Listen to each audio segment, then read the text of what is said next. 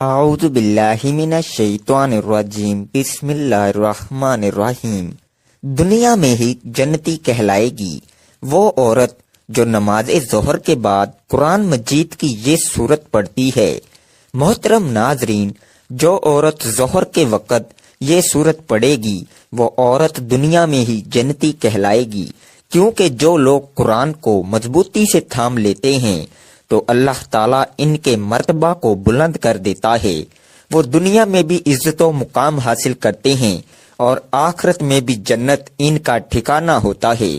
جو لوگ قرآن کی تلاوت اور تعلیمات سے دور ہوتے ہیں وہ اپنی زندگی اپنی مرضی اور چاہت سے بسر کرتے ہیں، تو پھر ایسے لوگوں کو اللہ تعالیٰ ذلیل و خوار کر دیتا ہے۔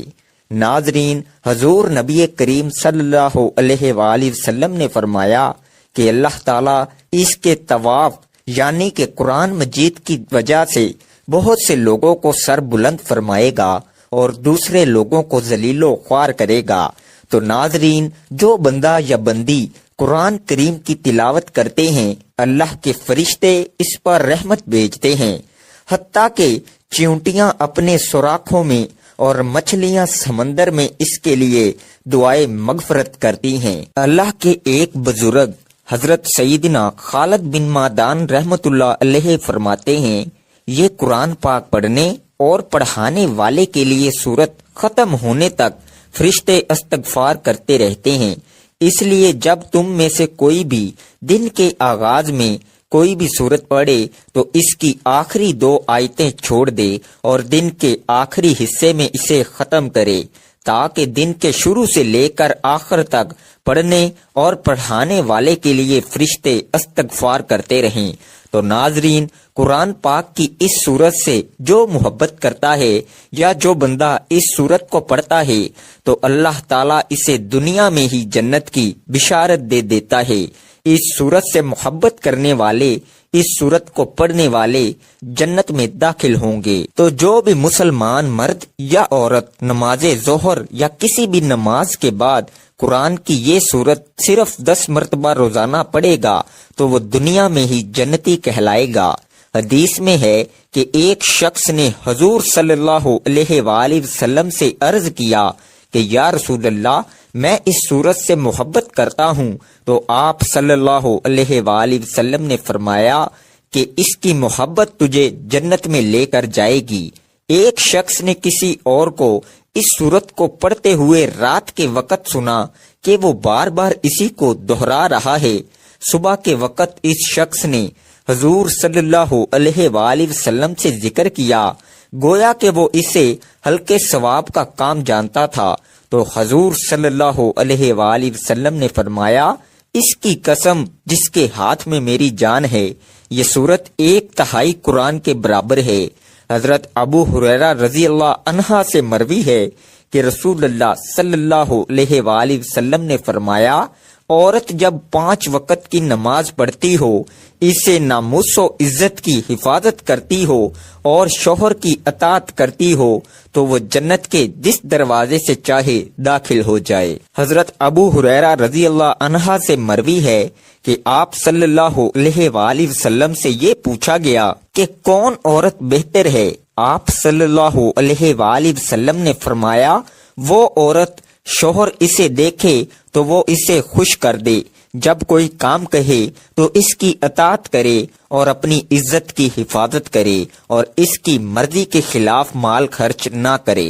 حضرت ابو امامہ رضی اللہ عنہ فرماتے ہیں کہ نبی پاک صلی اللہ علیہ وآلہ وسلم نے فرمایا، اے عورتوں کی جماعتوں، یاد رکھو جو تم میں سے نیک ہیں وہ نیک لوگوں سے پہلے جنت میں داخل ہوں گی، پھر جب ان کے شوہر آئیں گے تو ان کو غسل دے کر اور خوشبو لگا کر شوہروں کے حوالے کر دیا جائے گا، سرخ اور زرد رنگ کی خوبصورت سواریوں پر، اور ان کے 7 بچے ہوں گے جیسے بکھرے موتی۔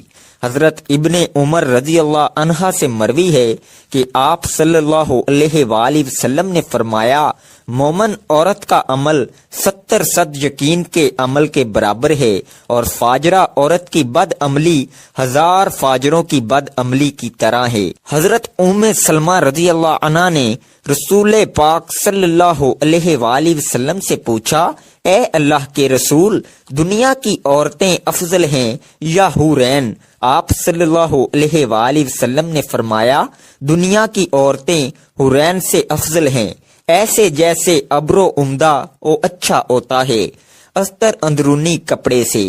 انہوں نے کہا، اے اللہ کے رسول، ایسا کیوں؟ فرمایا، اپنی نماز، اپنے روزے اور خدائے پاک کی عبادت کی وجہ سے۔ حضرت ابو ہریرہ رضی اللہ عنہ سے مروی ہے کہ آپ صلی اللہ علیہ وآلہ وسلم نے فرمایا، جو عورت خدا سے گناہ کے بارے میں ڈرے اور گناہ نہ کرے اور اپنی عزت کی حفاظت کرے اور شوہر کی اطاعت و فرما برداری کرے، اس کے لیے جنت کے 8 دروازے کھول دیے جاتے ہیں، اور ان سے کہا جائے گا کہ جس دروازے سے چاہو جنت میں داخل ہو جاؤ۔ ایک حدیث میں نبی پاک صلی اللہ علیہ وآلہ وسلم نے فرمایا، کیا میں تمہیں تمہارے جنتی مردوں کی بابت نہ بتلاؤں؟ نبی جنتی ہے، صدیق جنتی ہے، شہید جنتی ہے، معصوم بچہ جنتی ہے، وہ شخص جنتی ہے جو اپنے مسلمان بھائی کی زیارت کے لیے شہر کے آخری کنارے پر محض اللہ کی رضا کے لیے جاتا ہے۔ اور تمہاری جنتی عورتوں میں سے ایک وہ عورت جنتی ہے جو خامند سے بہت محبت کرنے والی، بہت بچے پیدا کرنے والی اور اپنے خامند سے گہرا تعلق رکھنے والی ہو۔ خامند جب اس سے ناراض ہو جائے تو وہ اس سے بے اعتنائی کرنے یا اکڑنے کے بجائے اس کے پاس جاتی ہے، حتیٰ کہ اپنا ہاتھ اس کے ہاتھ میں دے دیتی ہے اور کہتی ہے کہ میں اس وقت تک پلک نہیں چپکاؤں گی جب تک تو راضی نہیں ہو جائے گا۔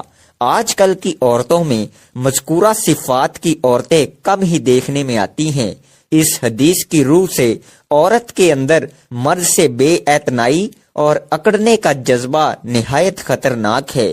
اس کے برعکس خامند کی ناراضگی دیکھ کر اس کو منانے اور راضی کرنے کا جذبہ عورت کو جنت میں لے جانے والا ہے، بشرط دیگر احکام و فرائض کی پابندی کا بھی اہتمام ہو۔ آج کل کی عورتیں زیادہ بچے پیدا کرنے سے بھی گریز کرتی ہیں، محض اس لیے کہ زیادہ بچے جننے سے ان کے حسن اور رعنائی میں کمی آ جائے گی، یا بعض وسائل کی کمی کا بہانہ پیش کرتی ہیں۔ یہ دونوں ہی باتیں غلط ہیں۔ حکم شریعت اور اجر و ثواب کے مقابلے میں اپنے حسن و جمال کے برقرار رکھنے کو اہمیت دینا ایک مسلمان کی شان کے خلاف ہے۔ اسی طرح وسائل کا بہانہ اللہ تعالیٰ کی رضاکیت اور اس پر اعتماد توکل کے منافی ہے۔ قرآن میں ہے، ہم تمہیں بھی رزق دیتی ہیں اور بچوں کو بھی، رزق تو ہمارے ہاتھ میں ہے، ہم تمہیں بھی اور تمہارے بچوں کو بھی چاہے وہ کتنے ہی ہوں رزق دینے پر قادر ہیں، بلکہ سب کی رزق رسانی ہمارے ذمہ داری ہے۔ ایک اور آیت ہے، زمین پر چلنے والے کا رزق اللہ کے ذمہ ہے۔ بیوی کو نفلی عبادت کا شوق ہو تو اچھی بات ہے، لیکن اس کے شوق کے پورا کرنے میں خاوند کے حقوق متاثر نہ ہو، اس لیے نفلی عبادت میں خاوند کی اجازت ضروری ہے۔ بیوی خاوند میں کوئی دینی کوتاہی دیکھے تو وہ بڑوں تک اس کی شکایت پہنچا سکتی ہے تاکہ اس کی اصلاح ہو سکے۔ ہر نماز اپنے وقت پر پڑھنی چاہیے، تاہم معقول گزر ہو تو بعد میں پڑھنا بھی جائز ہے۔ بیوی کی نفلی عبادت سے خاوند کی حق تلفی ہو تو خاوند اس کو اس سے روک سکتا ہے یا اس میں تخفیف کرنے کا حکم دے سکتا ہے، وغیرہ وغیرہ۔ عورت اپنے خاوند کو زکوٰۃ دے سکتی ہے۔ نبی صلی اللہ علیہ وآلہ وسلم نے ایک عید کے موقع پر خطبہ دیا، اس میں عورتوں کو بھی الگ و آز فرمایا، جس میں ان کو کثرت سے صدقہ و خیرات کرنے کی ترغیب فرمائی۔ اسی روز حضرت عبداللہ بن مسعود رضی اللہ عنہ کی اہلیہ زینب رسول اللہ صلی اللہ علیہ وآلہ وسلم کی خدمت میں حاضر ہوئیں اور کہا، آج آپ نے صدقہ کرنے کا حکم فرمایا ہے، میرے پاس میرا کچھ زیور ہے، میں نے اسے صدقہ کرنے کا ارادہ کیا ہے، تو ابن مسعود کا خیال ہے کہ میں جن لوگوں پر صدقہ کروں گی تو ان کے مقابلے میں وہ اور ان کی اولاد زیادہ مستحق ہیں۔ یہ سن کر نبی صلی اللہ علیہ وآلہ وسلم نے فرمایا، ابن مسعود نے سچ کہا، تیرا خاوند اور تیری اولاد ان کے مقابلے میں زیادہ حقدار ہے جن پر تو صدقہ کرے گی۔ ایک دوسری روایت ہے جس میں آپ صلی اللہ علیہ وآلہ وسلم نے حضرت زینب کے سوال کے جواب میں فرمایا، ہاں وہ اپنے خاوند کو صدقہ دے سکتی ہے، اس میں اس کے لیے دگنا اجر ہے، ایک حق قرابت کی ادائیگی کا اجر اور ایک صدقے کا اجر۔ اس سے معلوم ہوا کہ خاوند اگر غریب ہو، اس کی آمدنی سے گھر کے اخراجات پورے نہ ہوتے ہوں اور بیوی صاحب حیثیت ہو یا اس کے پاس با مقدار نصاب طلائی زیور ہو، تو اس کے لیے زکوٰۃ کی رقم اپنے خاوند کو دینا نہ صرف جائز ہے بلکہ افضل ہے، اس طرح وہ ڈبل اجر کی مستحق ہوگی۔ اسی طرح زیر پرورش یتیم بچوں پر زکوٰۃ کی رقم خرچ کرنا بھی دگنے اجر کا باعث ہے، تاہم خاوند اپنی زکوٰۃ کی رقم اپنی بیوی اور اپنے بچوں پر خرچ نہیں کر سکتا، کیونکہ ان کے نانے نفقہ کا ذمہ دار وہ خود ہے، وہ یہ ذمہ داری اصل مال سے ادا کرے گا نہ کہ مال زکوٰۃ سے۔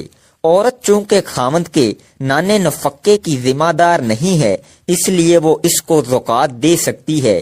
عورت بھی ایک ایسی ہی انمول چیز ہے کہ مرد اس کی قیمت ادا نہیں کر سکتا، گویا وہ ایسا عطیہ الہی ہے جس پر انسان اللہ کا جتنا بھی شکر کرے اس نعمت اور عطیے کا حق ادا نہیں ہو سکتا۔ عورت کائنات کی عظیم ترین ہستی ہے، اور اس عظیم ترین ہستی کو جو عزت، تحفظ، محبت، مقام اور حقوق اسلام نے عطا کیے، کسی اور مذہب میں اس کی کوئی نظیر نہیں ملتی۔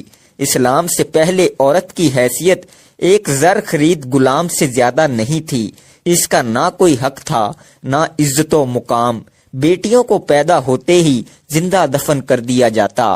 پھر دین اسلام کی روشنی پھیلی، نبی کریم صلی اللہ علیہ وآلہ وسلم نے لوگوں کو عورت کا مقام و مرتبہ بتایا۔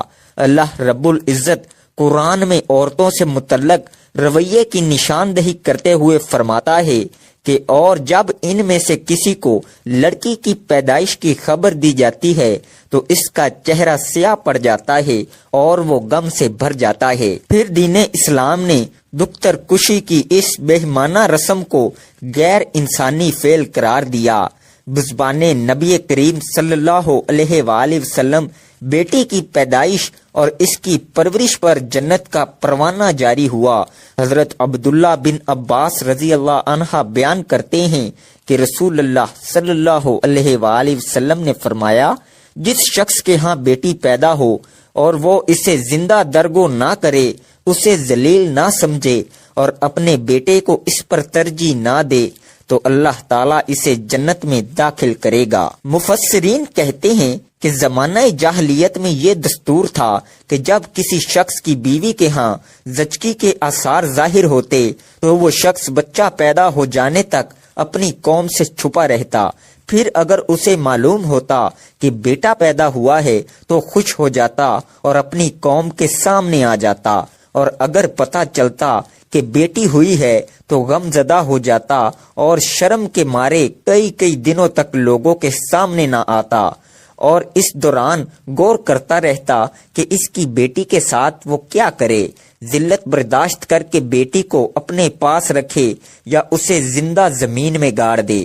دنیا میں جب دین اسلام کی کرنیں بکھرنا شروع ہوئیں اور اسے تمام مظاہر پر غلبہ حاصل ہوا تو گویا ساری دنیا کا نقشہ ہی بدل گیا۔ زمانہ جاہلیت کی رسومات کے بت ٹوٹ گئے، اسلام نے لوگوں کو عظمت و جہالت سے نکالا، ان کی صحیح تعلیم و تربیت کی اور انہیں انسانیت کا کھویا ہوا مقام واپس دلایا۔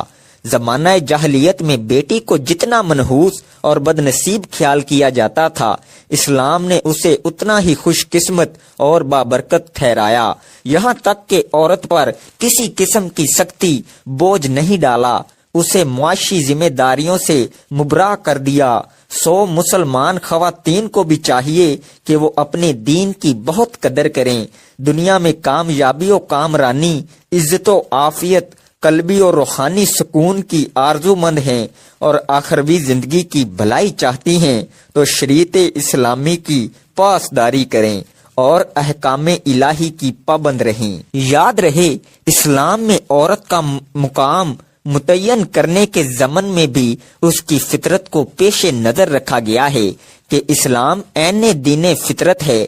اس نے مرد و عورت دونوں کو یکساں حقوق دیے ہیں، بلکہ عورت کو تو ماں کے روپ میں ہر رشتے پر فوقیت عطا کی ہے، مگر دونوں کا دائرہ کار الگ الگ ہے، اور اس حوالے سے آج کی عورتوں کو سنجیدگی سے سوچنے سمجھنے کی ضرورت ہے کہ اللہ پاک نے اسے نسلوں کی آبیاری جیسا انتہائی اہم کام سونپا ہے، تو اس کی ایک غلط سیکھ، ایک غلط قدم اور رویہ پوری ایک نسل تباہ کرنے کا باعث بن سکتا ہے۔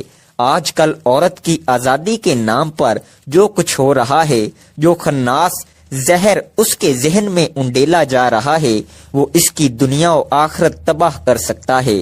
تو بہنوں، یاد رکھو، اس کائنات میں مرد و زن دونوں کو الگ الگ ذمہ داریاں دی گئی ہیں۔ ایسی کون سی آزادی ہے جو ہمارے دین میں خواتین کو حاصل نہیں؟ یہ دین فطرت ہے، تو اس میں ایسا کچھ ہو ہی نہیں سکتا جو فطرت کے خلاف ہو۔ خدا را اپنی ذمہ داریاں سمجھیں اور راہ حق پر چلیں کہ اگر غلط رستے پر چلتے چلتے ہی موت آ گئی تو ابدی زندگی بھی تباہ و برباد ہو جائے گی۔ جو لوگ آزادی کے نام پر آپ کو اللہ کے راستے سے بھٹکا رہے ہیں، ان کی سازشوں کو سمجھیں، پہچانیں اور ان کا اعلی کار بننے سے گریز کریں کہ یہ دنیا اور آخرت کی بھلائی و کامیابی ہے۔ محترم ناظرین، اب چلتے ہیں وظیفے کی جانب۔ تو ناظرین، قرآن کی یہ سورت سورہ اخلاص ہے۔ قل هو اللہ احد اللہ الصمد لم یلد ولم یولد ولم یکن لہ کفوا احد۔ ایک روایت میں حضور نبی کریم صلی اللہ علیہ وآلہ وسلم فرماتے ہیں کہ جو شخص اس سورت کو 10 مرتبہ پڑھ لے گا تو اللہ تعالیٰ اس کے لیے جنت میں ایک محل تعمیر کرے گا۔ اس پر حضرت عمر رضی اللہ عنہ نے کہا کہ یا رسول اللہ صلی اللہ علیہ وآلہ وسلم، پھر ہم تو بہت سارے محل بنوا لیں گے۔ تو آپ صلی اللہ علیہ وآلہ وسلم نے فرمایا، اللہ اس سے بھی زیادہ اور اس سے بھی اچھے محلات دینے والا ہے۔ ایک حدیث میں ہے کہ جو شخص اس سورت کو 50 مرتبہ پڑھ لے تو اس کے 50 سال کے گناہ معاف ہو جاتے ہیں۔ سبحان اللہ۔ تو ناظرین، کتنی فضیلت اور اجر و ثواب ہے اس چھوٹی سی سورت کا۔ تو آپ سب بھی نماز ظہر کے بعد یا کسی بھی نماز کے بعد یا رات کو سونے سے پہلے کم از کم 10 مرتبہ سورہ اخلاص کو ضرور پڑھ لیا کریں۔ اس سورت کو پڑھنے سے دنیا میں بھی اللہ تعالیٰ آپ کو اجر و ثواب دیتا رہے گا اور آخرت کی تیاری بھی ہوتی رہے گی۔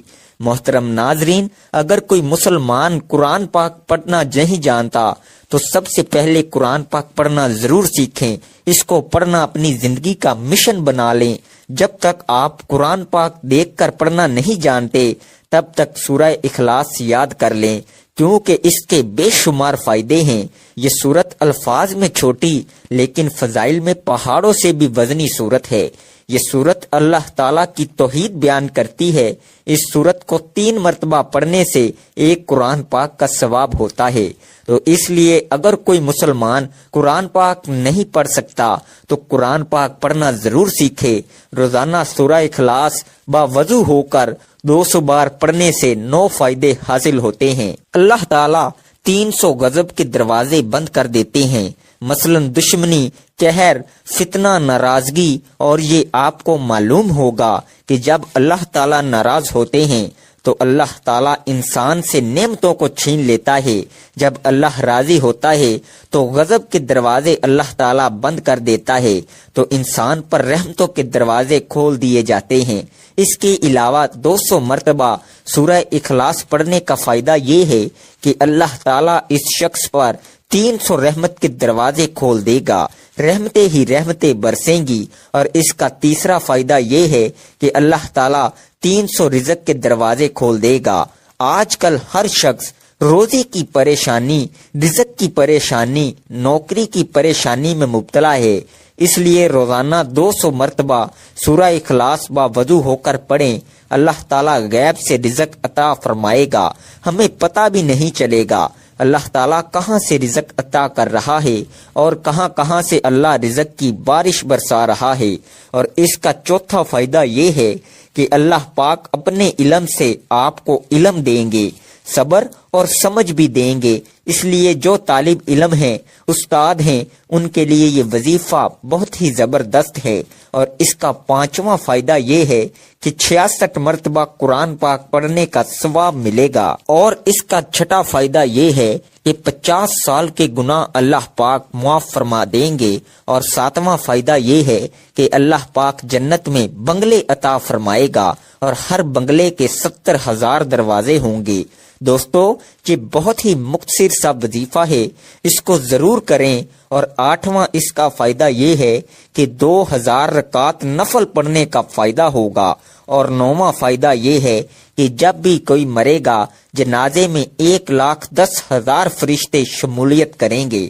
انشاءاللہ دوستو، یہ وہ وظائف ہیں جو ہم تک پہنچے، ہم نے آزمائے۔ ابھی بہت سارے فوائد ایسے ہیں جو ابھی تک پوشیدہ ہیں، صرف اللہ ہی کی ذات جانتی ہے۔ تو اس لیے اس وظیفہ کو ضرور اپنائیں۔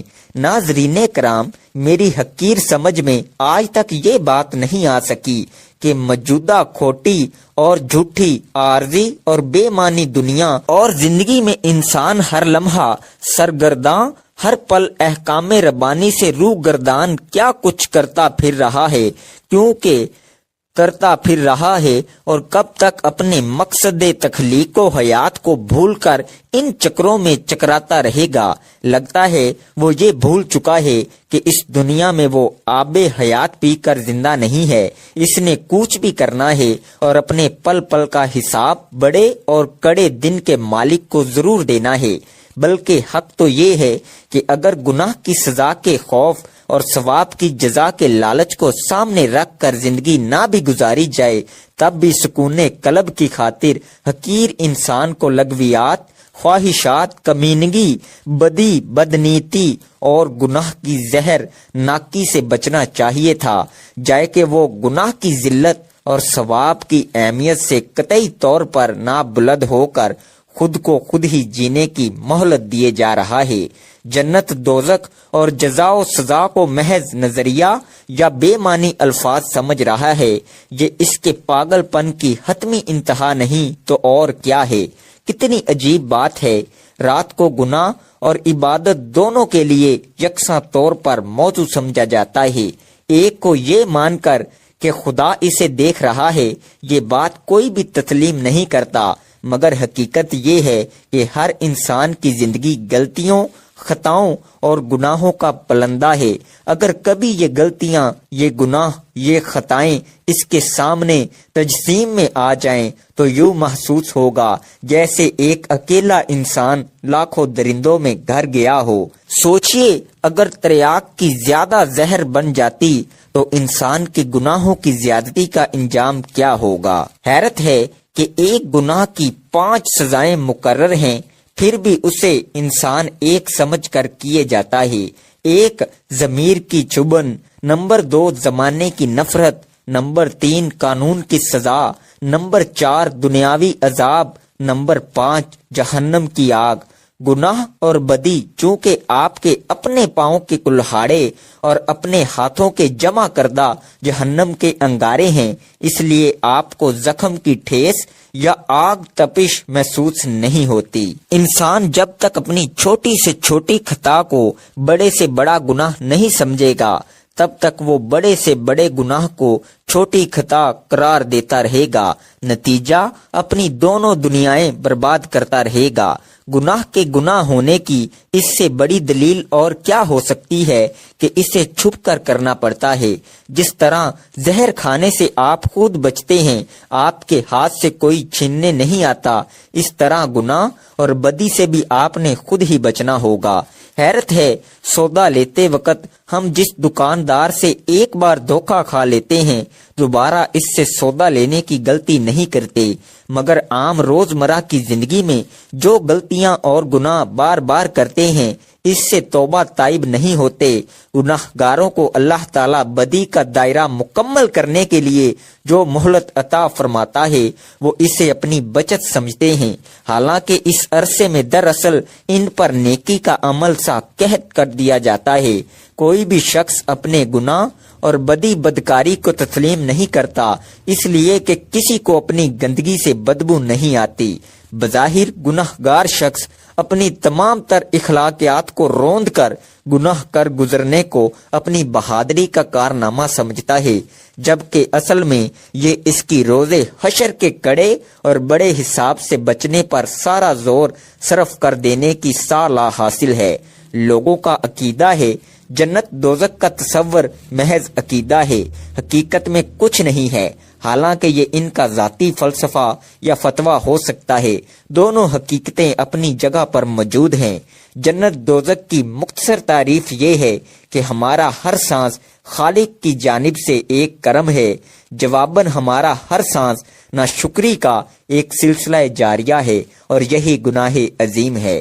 دنیا میں بھاری ترین عمل نیکی کرنا ہے، جو اس پر راہ پر آ گیا اسے آخرت میں دوزخ کا کیا خوف۔ اللہ تعالیٰ سے دعا ہے کہ ہم سب کو بہتر سے بہتر عمل کرنے کی توفیق دے، اور ہماری زندگی میں جتنی بھی پریشانیاں اور مشکلات ہیں، اللہ تعالیٰ اپنے پیارے محبوب کے صدقے دور فرمائے، آمین یا رب العالمین۔ ناظرین، ویڈیو کو لائک اور چینل کو ضرور سبسکرائب کر دینا۔ جزاک اللہ۔